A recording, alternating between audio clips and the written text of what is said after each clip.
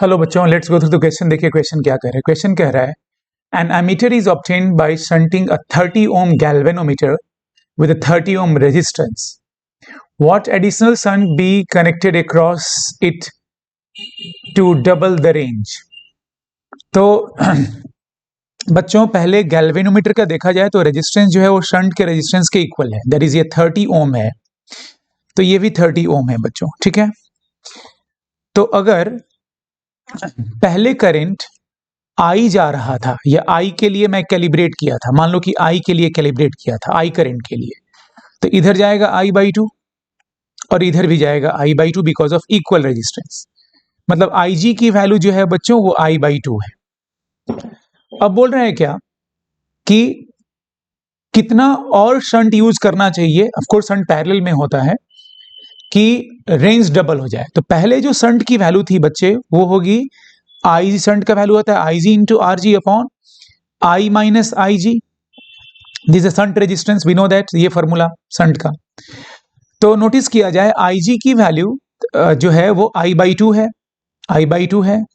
R G की value जो है वो 30 ओम है एंड आई माइनस आई जी की वैल्यू अगर देखा जाए तो ये भी आई बाई 2 है। तो नोटिस करो बच्चों, ये देखो ये 30 जैसा आ भी रहा है। तो इसका मतलब क्लियर है कि हम लोगों ने जो करंट का डिवीजन किया है उसमें आई जी की वैल्यू हमारी फिक्स हो गई and that is I by 2। अब जो नया शंट है बच्चों उसके लिए लिखेंगे आई G into R ji and हमारा रेंज डबल करना है, तो जो ये आई है वो हो जाएगा 2i minus I ji. But हम लोगों ने ये नोटिस कर लिया है कि आई जी का वैल्यू हमारा आई बाई 2 है, तो मैं लिख सकता हूं I G is equals to I by 2 and R G का वैल्यू जो है बच्चों वो 30 ओम पता है हमें, 30 ओम आर जी का value given upon 2i minus I G is I by 2। This is 2 to the 4 minus 1 3i by 2, that is 30 by 3, that is 10 ohm is the new equivalent resistance of the shunt। तो अब हुआ क्या है बच्चों कि ये अगर galvanometer है जिसकी रेजिस्टेंस हमें पता है, पहले से एक यहाँ पे 30 ओम का रेजिस्टेंस था, इसको और शंट कर दिया हमने एस से, या एस तो नहीं मान सकते बिकॉज एस ऑलरेडी मान चुके हैं, तो कुछ भी मान लो कि हम लोगों ने यहां पर जो है रेजिस्टेंस जो है वो एक्स कर दिया, एक्स। तो अब ये डबल शंटिंग हो गया ये।